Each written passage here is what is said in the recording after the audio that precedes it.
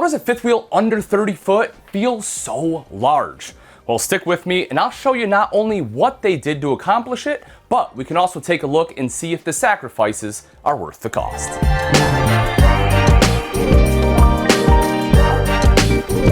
So let's start in one of the main spaces in your RV, which of course is going to be the kitchen. Overall, it does have pretty good flow. You have the large peninsula over here, you have more storage space there, and you can see that in this floor plan, rather than having a kitchen island, again, they went with that peninsula, which helps shorten the overall length of the RV. Now again, you will have some sacrifices made there because you kind of have this corner that isn't really super usable for prep space. Obviously, you can use it for a coffee maker, whatever else you need. It is still accessible, but it's not going to be quite as effective as having a kitchen island. But they also did some really good things in here that I personally really enjoy. Like, take a look at the sink. Now, it is apron front, which is great for design, but more importantly than that, they kind of went with the trend we're seeing in some residential stainless steel sinks, which is putting in the shelf. And with that, you have a drying rack, you have the cutting board, you can take that out, you have the area to be able to wash your vegetables right here, of course, a drain right down underneath that. And I personally really like this setup. I think it adds a lot of functionality to a sink and gives you kind of that double bowl feel and still have a single bowl sink. So I think this was honestly a home run. I think they knocked it out of the park with the sink itself. Storage isn't bad, isn't great. Again, it's not bad, right? We have 3 drawers here. I mean, you do have the divider, which I like, pretty good storage, or pretty good drawer space. And underneath you have enough space for a trash can. So it does check the main boxes. But over here, you got a little bit of storage there as well as right next to it. So where it lacks is you just don't have really great pot and pan storage, in my opinion. You do get some underneath the oven, so that's going to be where most of them are, but if you have residential pots and pans, you might struggle a little bit. And then of course all of your dishes, I don't think that's going to be too much of an issue. I mean, you can see that's huge storage up there. So again, overall they did pretty good. And then right over to the side, the 3-burner recessed cooktop there, of course microwave hood, 12-volt refrigerator. This is compressor driven.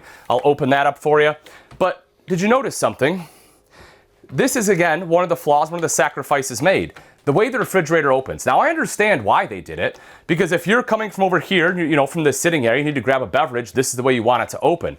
But if I'm cooking, I now have to step all the way out of the kitchen to be able to grab something, to be able to step back in. Now, I know that may seem minor, but I promise you, when you're in here cooking, it is going to be annoying. What I would have liked to have seen is if they swapped this out for one of the Magic Chef units that can open from either side. I think that would have solved a lot of issues in this particular case. Again, not a deal breaker, but definitely a sacrifice made. Another one is going to be in the seating. Again, they have good seating. For being a small fifth wheel, I think you have excellent seating here. You get a pull-out sofa, which is smart. If you want to be able to have some additional guests, you can still do it in this floor plan. And I guess where my issues start to come in, though, is the fact that the sofa is going to be the best seat for the viewing angle to the TV. I did sit back here.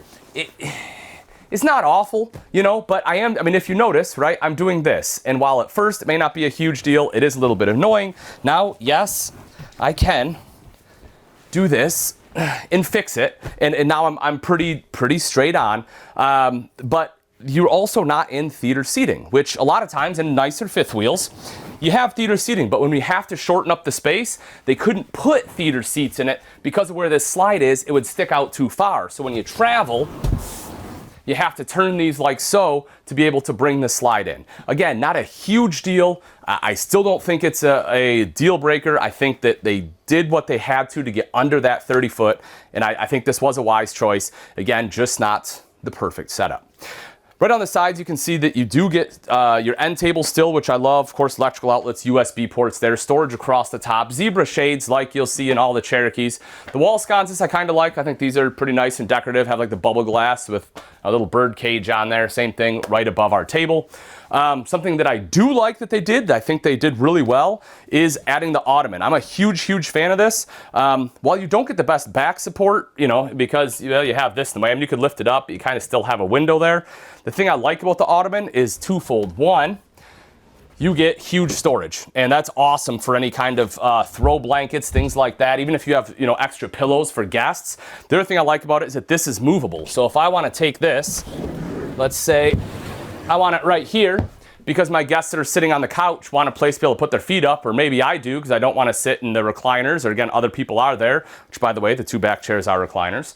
People can still put their feet up here, so I think that is, again, just a nice additional feature. TV, it is a pretty good size for the space, so I don't think that's going to be a miss at all. Again, just that viewing angle throws me off a little bit. Up top, this is kind of a, if you're a drinker, if you like wine, it's kind of cool that they did add that in there. You have a wine rack for 4 bottles, kind of a nice little touch. Electrical outlets there. Fireplace, of course, down below that is a space heater. One of the things I do like, well, oh, it's tied in, but sorry, it's currently locked in. It's in travel mode. Here, tell you what, let me just do this. There we go. If we take a look behind it, you will see there is enough space here for additional equipment. So if you have a Blu-ray player or something like that, you can throw one in there, which again is quite nice. Blue lights, man, Cherokee loves a blue light. I'm not a fan, completely up to you. Arctic Wolf is a Cherokee brand. They have blue lights everywhere. That is going to be one of them.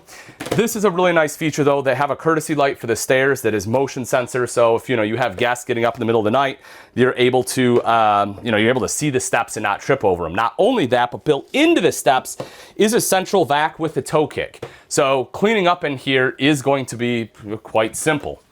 Your control panel is very easy to use. A lot of brands are going to these bigger control panels that have a ton of electronics. They're super confusing. This one still has your tactile physical buttons on here. If you want to get on board with technology, not a problem. You can Bluetooth it to your phone and control everything from your phone as well. I also have a tankless water heater. I want to just kind of point that out. So that'll be the control for that right there, which leads us into this space, of course, for the shower, the bathroom.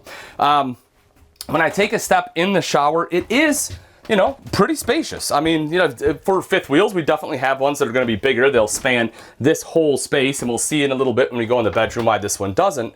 But, at 6 foot, 200 pounds, I can easily turn in here.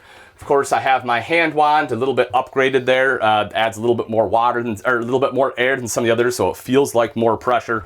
Kind of have the built-in door. Not sure how you feel about these. Again, it's not the best solution in the world, but you don't have to worry about mold. At least it does come with a door rather than a curtain. So again, I think that's a good piece there. Skylight, I have more than enough space, and I do love the addition of this right here. The fact that they have the hanging rod, because some people just don't use the shower, right? And you want that extra storage. It's already built in for you. Towel rack right there. Of course, mirrored medicine cabinet, and you can see that you have plenty of additional space for a big linen closet right there. It's deep. Wouldn't have minded a shelf, but don't necessarily hate the fact it doesn't have one either. When we step into the bedroom, the bed is a little low, whether that's, good, bad, or otherwise. It all depends on how you feel about it. As far as space, I can walk quite a ways up here before I have to duck at 6 foot tall. So, I wouldn't be too worried about banging your head or having to duck down or anything like that. It still feels pretty open.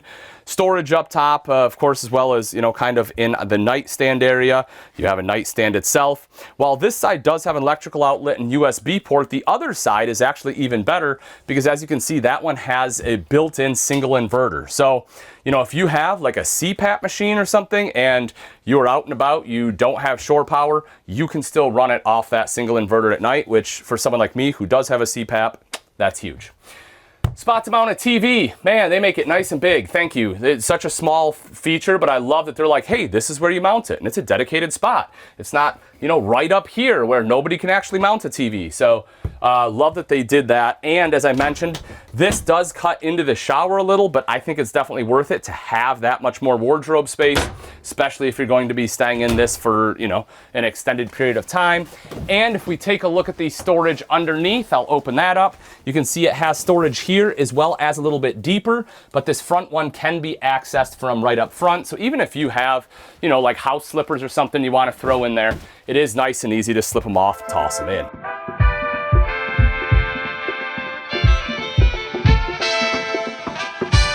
All right, let's talk about the outside. Now, there's not quite as many sacrifices made here, in my opinion. In fact, there's some things that I really like that they did on the outside. We'll go through those in just a minute.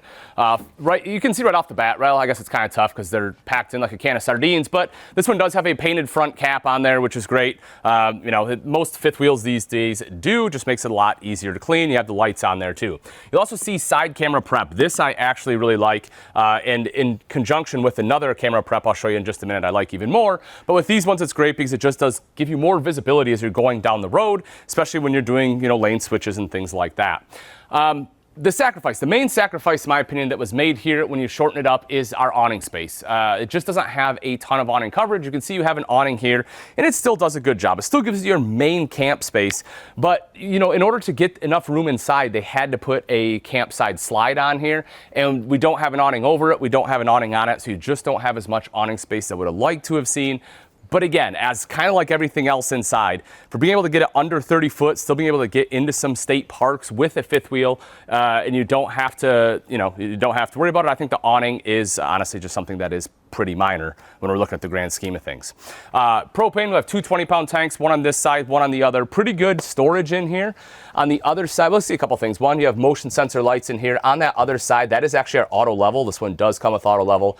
Love that, especially at this price point. I think that is a huge feature. You'll also see your TV hookups are going to be right in there. You have the leash latch underneath, so that way if you have, a fur baby or something that you want to, hook up here, especially if you're at like a concrete site, that's a great spot to put it. And you'll see that you have a spot to run cables through here, mainly for the TV hookup. So, you can run those out without having to keep the pass-through door open. Getting in and out's nice and simple. There's some great features here. One, of course, the steps themselves. It is a MoreRide step above steps. I personally am a fan of MoreRide a little bit more than the Lippert solid steps. I think they're just constructed a little bit better. They're a lot easier to use as well because of the tabs they have instead of pull pins. They just are just a lot more functional at this time. Lippert may catch up, but at this time, I think MoreRide definitely has an advantage on them. You have aluminum treads on there too, so they're not going to rust. Of course, the custom etching that MoreRide does, I think that's really cool too. And they have a larger grab handle. This is actually super functional. You have this extra bit, which honestly, this part doesn't do much on this one because it's kind of low, but this part right here does help in order to get in and out of the RV. The door itself is tempered glass. The Cherokee division is one of the few that are using this door.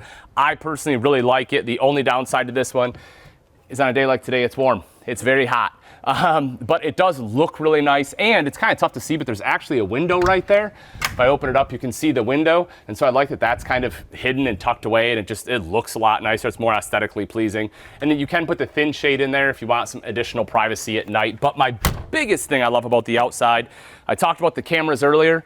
This right here, the fact that you basically have a doorbell cam, a security cam right above your door. Especially if you're doing like, solo travel or something like that. If it's just, you and the fur baby, whatever it may be. I just love having that, just a little bit additional security of the camera prep right up top. Coming around to the back, you have the square tubular bumper as you would expect. You can throw a sewer hose and stuff in there. Just make sure that it fits. Sometimes with some of the fittings, it gets a little wonky. Right up top, a couple different things. One, you have your Lippert ladder prep, so you can climb up on the fully walkable roof. You just buy the telescoping ladder, hooks right up there, and you can be up. And then, of course, you have your backup camera prep on here as well, so that, again, you just get that added visibility. So you will have the cameras on both sides, camera prep rather, on both sides, camera prep in the back, and you have that camera prep right up top above the door. You have 50 amp detachable power cord on here. This one does have, or it is prepped for a second AC. So if you want that second AC, you're gonna plan on camping in warmer weather, you'll be good to go. You'll see the tankless water heater, so you have basically unlimited hot water. So many manufacturers are switching to that, and I love that. A light out here in case you have to hook up basically all your water hookups, including black tank flush, outside shower, and once again, if we take a look in here, we can see that auto level. So, when you take a look at this one, the 27 SGS, and we talk about the sacrifices made. Yes, there are some sacrifices that have been made inside. There's a few things they had to change. When we look at the seating, we look at the angle of the TV, we look at the kitchen, but overall, I think it's worth it. I think they did a great job in being able to basically convert what should have been an RV that is 34, 35 foot, be able to shrink it down, get in some of those campsites you normally can't get in, make it more maneuverable, and still make it super functional. If you're interested in this one and you want price and availability, I will put that in the description. So simply click on that link and it will show you price as well as nearest availability to you. As always, folks, thanks again for watching. I'm Ian Baker. Until next time, we'll see you.